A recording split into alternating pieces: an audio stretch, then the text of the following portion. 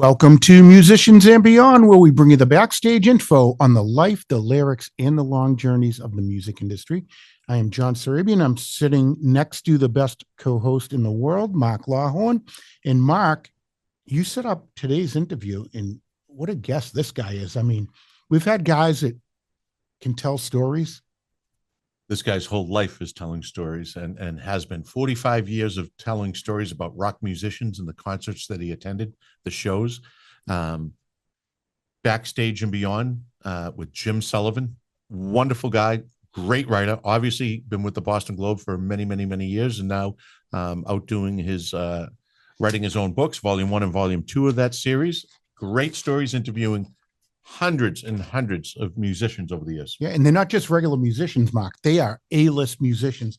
I mean, Alice Cooper, Neil Young, Pete Townsend, Lou Reed, David Bowie, Jerry Lee Lewis, just to name a few. I mean, it's nuts. And this guy is awesome. And you got to spend some time with him last night. Yeah, we went over to the Paradise Rock Club in Boston, and he had the book launch. It was fun to be there and meet some of the people that were there to support him and listen to the conversations and the stories.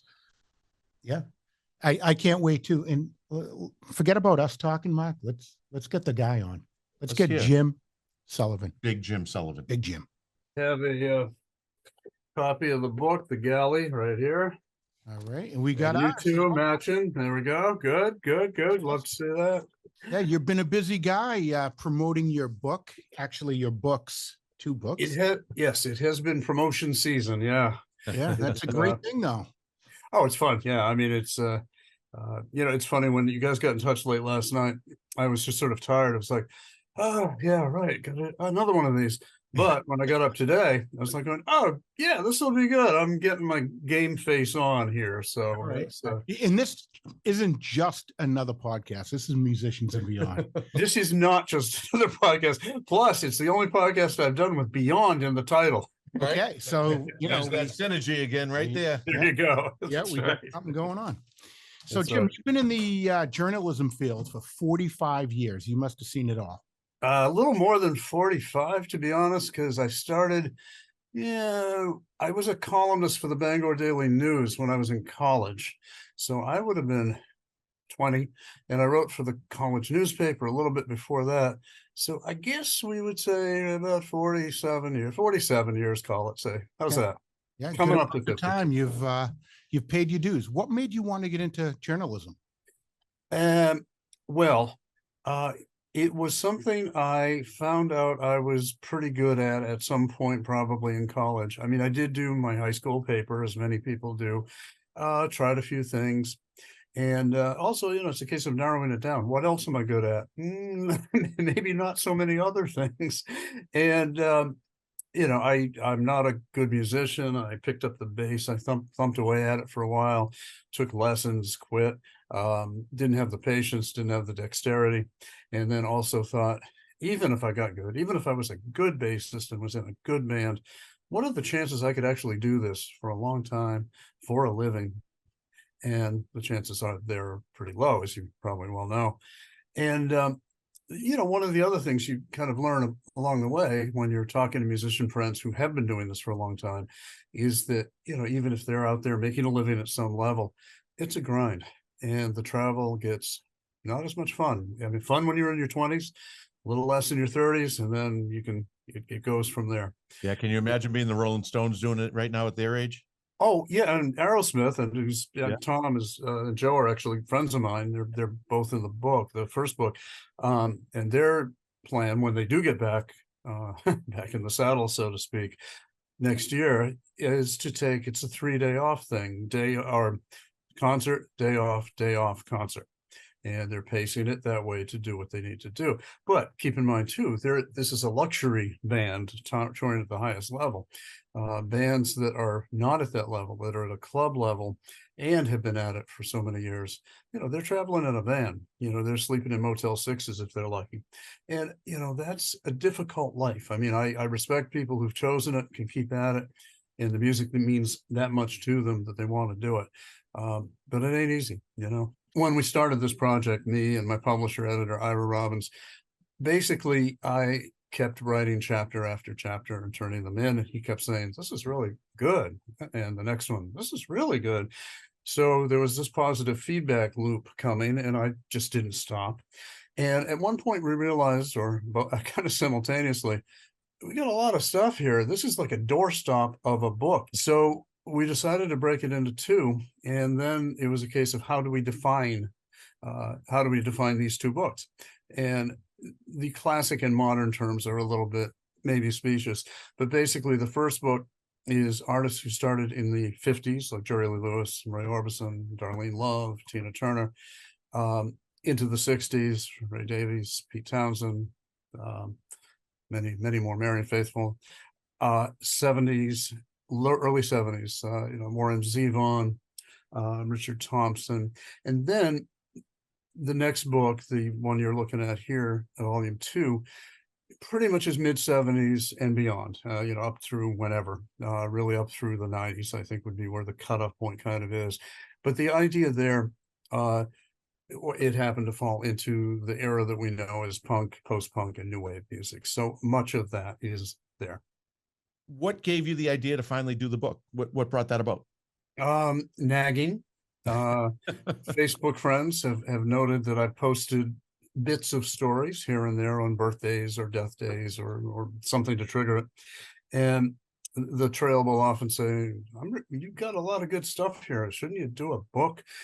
But the more serious kick in the pants was both from my wife, Rosa, who said pretty much the same thing. "You've got good stuff here. Do something more with it." And then when I met with Ira, the editor publisher, Ira said, "Look, I published these books, these kinds of books, and would you like to do it?" And so I think it was the confluence of those people, both intimate wife, friend, Ira, publisher, and the people that, read me, saying, "Put these in book form." So over your 45 plus years, you've interviewed hundreds of people. Yeah. How did you narrow down who was going to go into your books? A lot of it was really what just popped into my head, and then checking my files to see if I had as much as I thought I did on the person or band I was thinking about. And if I did, and I felt like I could tell a story that was beyond just the Globe story that I might have written X number of years ago, that I could update it, that I could contextualize it or recontextualize it, and also perhaps put myself into the story a bit more. The one I was thinking of was the one on The Fall, Marquis Smith, where there's a few stories there that I hadn't told because they weren't really proper or pertinent in a daily journalism situation. But the way it kicks off is I can tell this story here, I'm sure. Maybe it'll entice people to buy the book. Absolutely. I was at the club Axis on Lansdowne Street, and The Fall was playing, and downstairs we were in the upstairs area, which was serving as backstage at the time. And I was there with a bunch of other people, and the band was there milling about. And I knew Mark. I'd interviewed him. We had a certain kind of relationship, I guess, artist, writer. And he spotted me across the room, and familiar face, and came running over, walking over, whatever. And he says, hey, you got any coke? You got any speed? You got anything make me go fast? And I'm thinking, okay, does he know who I am? Does he know that I'm a writer who's interviewed him? Am I just a familiar face in Boston? Do I look like his Boston dealer? I don't know any of these things. And it's sort of this awkward situation of first going, I don't. I'm sorry, I don't. And then I thought, oh, but wait, the woman over there, I think she does. And she was that's one of the things she did. So he beavered off her direction. And I do not know exactly what happened after that, but I did see the show, and I'm guessing he was successful in his quest. You must have a vault in your head for volume 3. We could call it the vault of all these things that happened to you that you never let out. I don't have any deep, dark secrets beyond, so what I published in these 2 books, and yeah, there may be a volume 3. Certainly, I've got many more artists that I could deal with. In the first book, there's the Jerry Lee Lewis story, which is very tangled and complicated, and it deals with heaven and hell and lust and love and alcohol and death. And he talked to me about the allegations that he may have killed one of his wives. And this was after Rolling Stone had written a story very much suggesting that. And I was the first interviewer to broach that with him. I said, look, these allegations are out there. Charges are, I know you weren't charged by the police, but the story's pretty convincing. So he talked about it, and it's a back and forth in the book. And, he explains what he believes happened to his wife. And some of the things, I don't go out and say one way or the other what happened, because I do not know, and I wouldn't pretend to know. But I think the reader can read between the lines and say, there's some things here that just don't add up. And that's kind of how I left it, in that, okay. But it's certainly the most serious part in my book, in both of these books, I guess, where, it gets real in that sense. So when you were covering music, you were really in the heyday of Boston scene around here, and we've lost those clubs. What was your favorite club back in the day to cover a band or see a band at that's no longer around? I can do several, and they'll be familiar to anyone who was there during that time. The Rat, certainly. A lot of bands launched there, and we all know that history of the Police coming there for the first time, and so many great bands. The Wipers were a band I loved. I didn't get to write about here, but saw them there. The Swans, who I did write about, or in this book, saw them there for the first time. There was the Rat, and then of course moving up to Spit, Axis, Metro City, all of that combination of clubs on Lansdowne Street, and not forgetting at all the Channel on Necco Street, where so many different bands played of so many different genres. And Warren Scott was the booker there and did a terrific job fighting Don Law, the major promoter in town, and wrenching away some terrific shows, from the Buttle Rivers to the Cramps to Roy Orbison. Roy closes the first book, my relationship with him and me doing the last interview that he ever did and covering one of the last shows he ever did. That was at the Channel. Jerry Lee also was at the Channel. Funk bands, Cameo was there, P-Funk was there. They brought, and of course, all of these clubs had booked local bands, Boston bands, all the time as well. So we had clubs that were busy, 6 or 7 nights a week. And you look at some of the posts these days on the, people will put up the old ad from the Boston Phoenix of the bands playing. You look at the bands and go, my God, I would want to be out there all 6 nights, right? And sometimes I was out there, maybe 4 or 5 of them anyway. And because between the Boston bands that were very good and the national and international bands coming in, it was pretty exhaustive. And granted, this was my job. So I got paid to be doing these things. If I were simply a fan of the music, you'd have to have some money and time and recovery time to do all of that stuff. So, I was fortunate to be able to do a lot of that and have it be on the Globe's dime. We had a guest on a couple weeks ago. He was in bands back in the 70s and 80s and starting out. And he told a story about when they were playing in a club out, and I believe they were in California at the time, and they weren't getting paid. And a gentleman came in and spent some time watching, and he liked the band a lot. And he asked the bar manager, how much are they getting paid for tonight? Bar manager said they're not. He went and took money out of his own pocket, and he paid the band for being there that evening. And you cover this gentleman, and I know you had a good relationship, and you speak highly of him. David Bowie, is that the type of thing that you'd believe David Bowie would do as a person? Very much. David went through many phases, both musically and I think personally. I was fortunate enough when I talked to him to catch him in terrific points in his life, which would mean post-recovery. He went through a pretty bad cocaine period. He made some great music during that period, but it also was very self-destructive as well. When I got in his orbit and started talking to him, writing about him, he was extremely centered, focused, conversive, warm, and giving, of himself.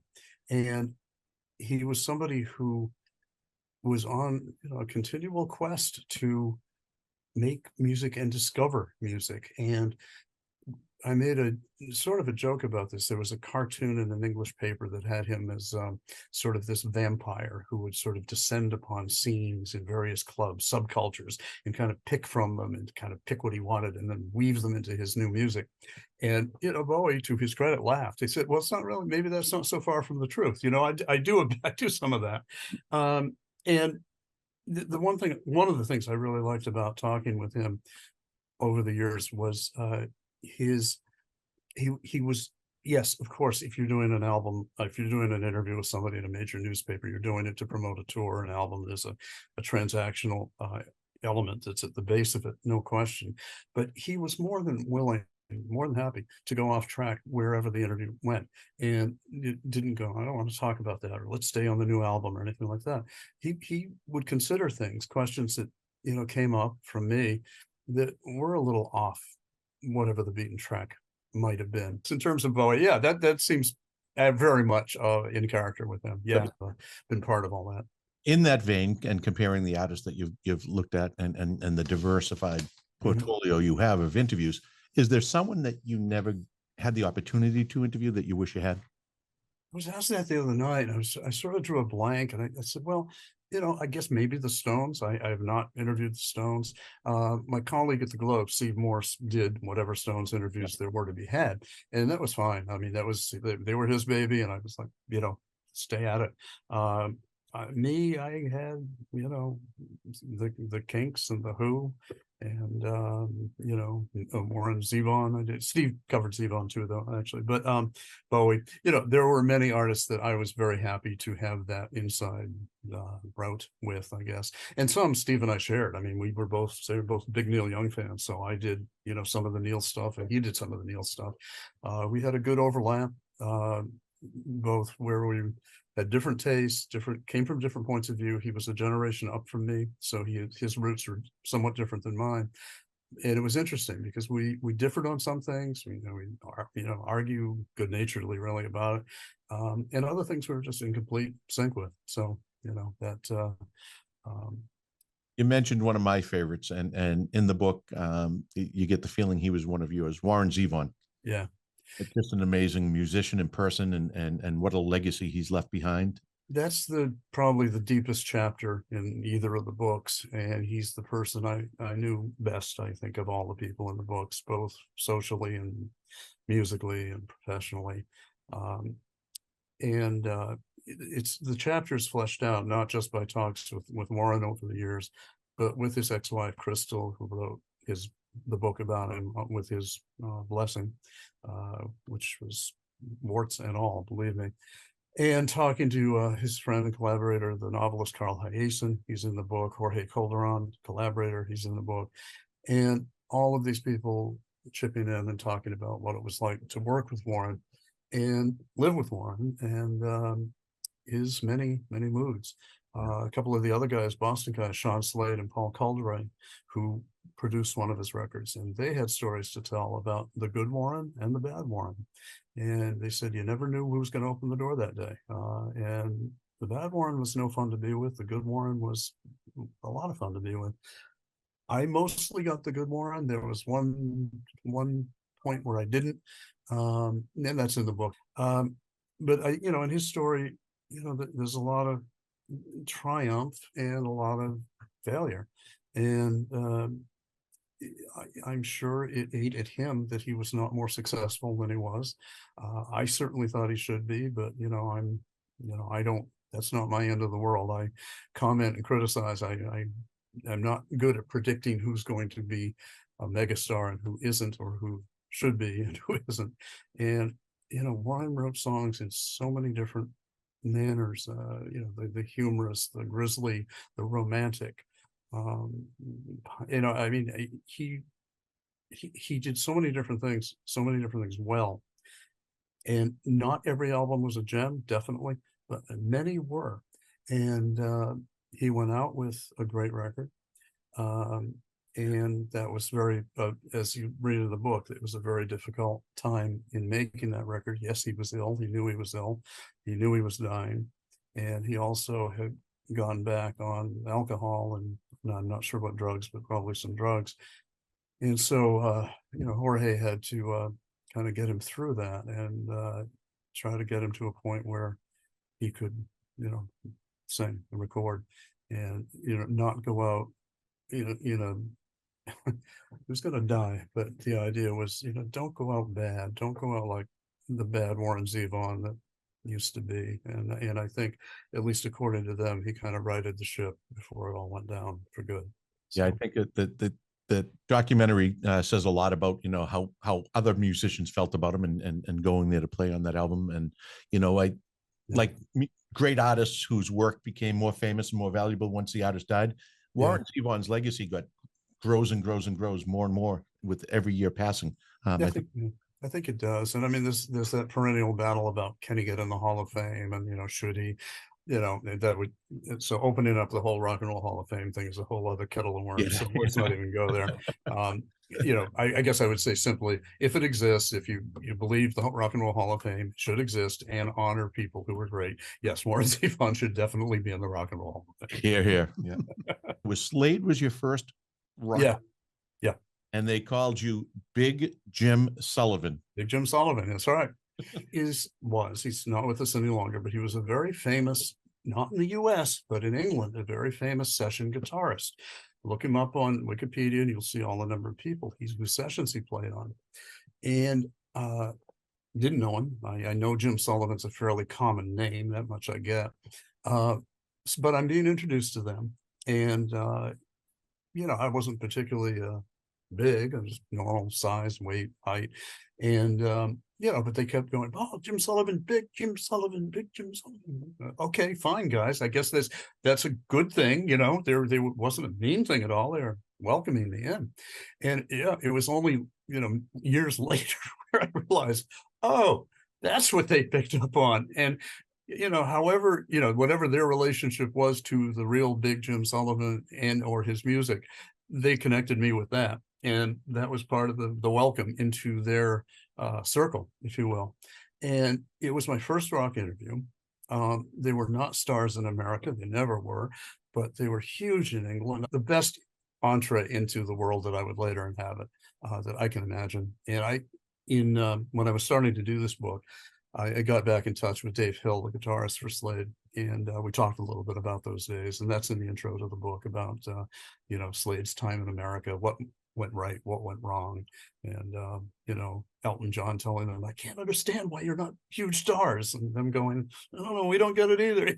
So the night we were at the Paradise Rock Club, and that was the book launch that night. You've got a couple more events coming up where you're going to be putting the book out there for people and telling the stories.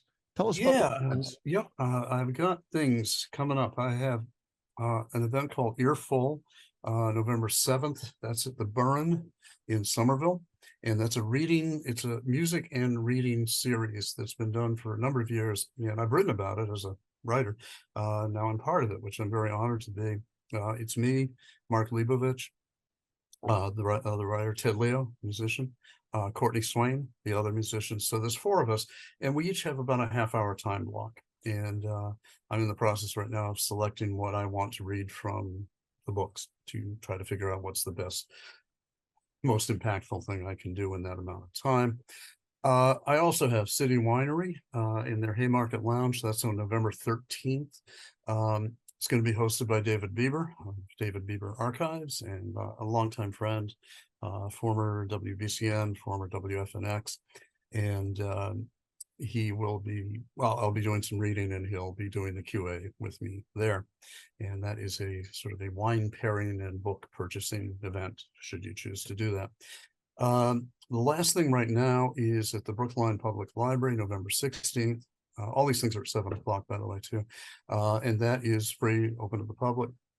And that's an hour-long event where I'll probably read for about a half hour and then do a Q&A for the rest of it. Let me go back to the question you asked about funny anecdotes when I was talking about Iggy Pop. Are naughty words okay on this podcast? Naughty words are You okay. fucking better believe it. All right, fucking A. All right. Iggy Pop, first interview I did with him was a phone interview. It was for a magazine called Sweet Potato, which was very important to me back in the day before the Globe days kicked in. And we're talking long interview, I don't know, 30, 40 minutes, something like that. And this is great. I love Iggy. And I just say, look, man, this has been terrific. We're talking longer than I thought we would. And, I got everywhere. And he says, we don't have to go. I don't have to go now. Sorry, we can keep talking. And okay. He says, yeah, I'm downstairs right now, but this girl is upstairs in my hotel room that I'm fucking, and she just won't leave. I just want her to leave. So I'll talk to you as long as you want to. Maybe she'll leave. Okay, well, let's open it up for part 2 then. The problems of a rock star. Exactly. Jim, Yes. journalism has changed over the years. Newspapers are kind of a thing of the past. The internet has really taken over. If there was a young journalist that was up and coming and wants to be in your shoes, what kind of advice do you think that you would give to the young journalist? Try something else. No, I mean, it's, and I don't mean to be cynical about that necessarily, but journalism and music criticism doesn't hold the place that it once did. With the internet, everybody's a critic, right? Everybody has an opinion. That's fine, good, very democratic that way. But trying to establish a voice and make it be important, make it be read to people, understood, cared for, it's a real difficult mountain to climb these days. And I'm not sure people are capable of doing that with the ever shifting website scene, magazine scene, how few rock magazines there actually are now, and how diminished coverage is, certainly in daily newspapers for music. Reviews are almost not there. Sometimes the big stars are, but some of the best times I had was somebody spotting me in a club, or if they'd see me writing in a notebook and say, "Oh, are you Jim?" And I go, "Yeah," and just having the feedback of going like, "I'm so glad you're doing what you're doing. You're kind of spreading the music, spreading word about the music that I like to an audience, a bigger audience, a mainstream audience, if you will." And the idea was it kind of legitimized it in a way, that coverage of stuff that was somewhat underground, and it mattered then. And I guess what I'm saying is, I mean, I think now the landscape has changed so much, and frankly, kids have other interests other than music. It's not as important to them as it was to us, just plain and simple. And it's hard for me to give it, to just answer your question simply. It's hard to give advice about what to do. I really don't know. See what we saw. As a kid, you probably in your wildest dreams never thought that you would be the guy that would be tasked to talk to, hundreds of A-list people. No, as a kid, I didn't know what I would be doing. As a kid, I knew I played baseball, but probably wasn't good enough to make it to the pros. That was true. And, but no, I really didn't know what I was going to do. I knew I was a fan of a lot of this stuff. But I can remember as a kid, listening to Bowie's Rise and Fall of Ziggy Stardust and just being dazzled by that world out there that was so far from my world in Orono and Bangor, Maine. And just, his world lived on my turntable, my crappy turntable and stereo in my bedroom. And all of that excitement and glamour and sexuality, just was rushed upon me as a however old I was, a 16-year-old kid.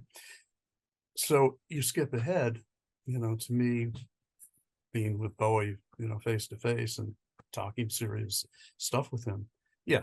I mean, he wasn't intimidating, and none of these people really were, because, if they accept that what you're talking about, generally speaking, they will treat you as a person and not like some idiot interviewer. And same with me. I mean, I respect them, but it doesn't mean I, bow down to them. But yeah, there's a little kick when I step back from, say, interviewing Bowie to go, well, that's pretty damn cool. Now, let me ask you, with the book covers, Backstage and Beyond covers 45 years of your life covering and chronicling the Boston music scene and basically the world music scene as they passed through here.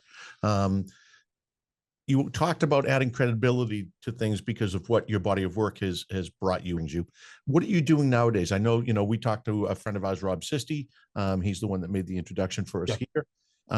You and Rob do some work with the Hot Stove Cool Music Foundation.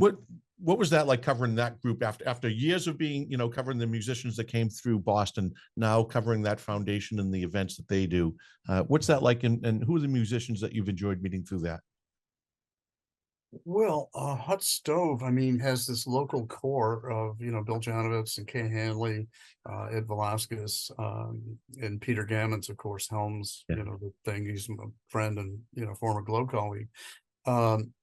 So, and then, they'll bring in guest stars, Eddie Vedder, coming in, probably the most famous they brought in, Lenny DiNardo, pitcher, guitarist, and the people I met there, I mean, there's a great vibe at Hot Stove Cool Music.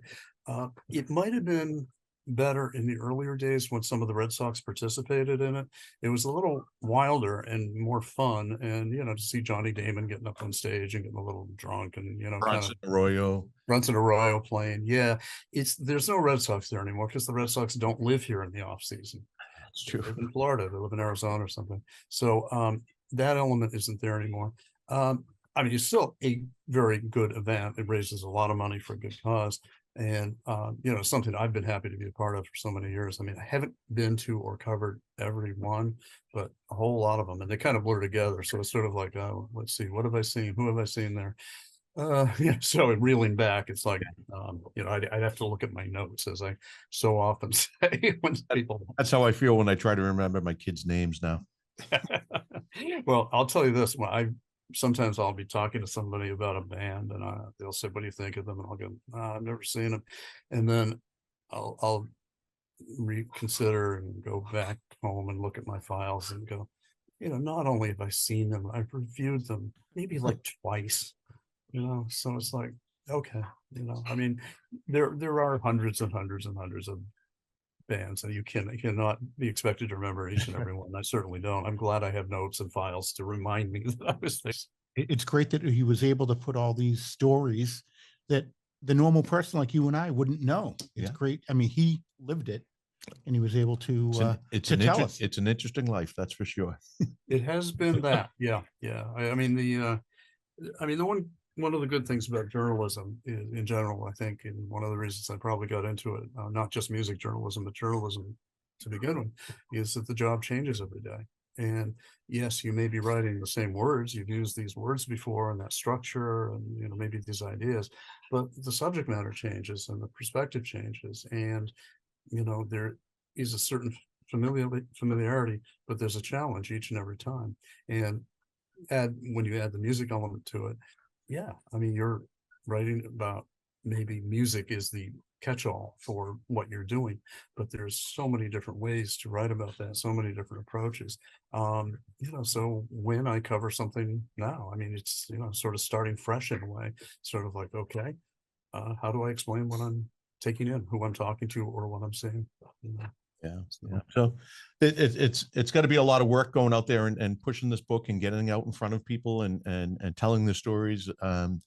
It's got to be taxing on you. I know the other night we were out late at the Paradise and all of these shows, City Winery is going to be, they start at 7, they go for a while, but then you get time afterwards where you have to, rub elbows and talk to people and it's got to be taxing.